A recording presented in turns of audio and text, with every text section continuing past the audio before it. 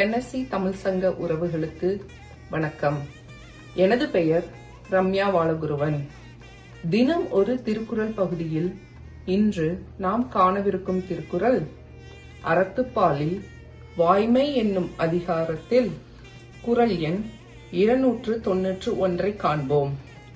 திருக்குறள்: வாய்மை எனப்படுவது யாதெனின் யாதொன்றும் தீமை இலாத சொலல். இதன் பொருள், வாய்மை என்று கூறப்படுவது யாதென்றால் அது மற்றவர்களுக்கு ஒரு சிறிது தீங்கும் இல்லாத சொற்களை சொல்லுதல் ஆகும்.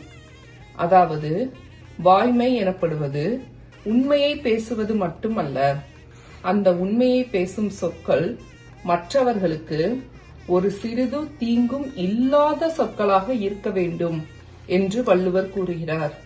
மீண்டும் ஒரு முறை திருக்குறளை காண்போம். வாய்மை எனப்படுவது யாதெனின் யாதொன்றும் தீமை இலாத சொலல். நன்றி.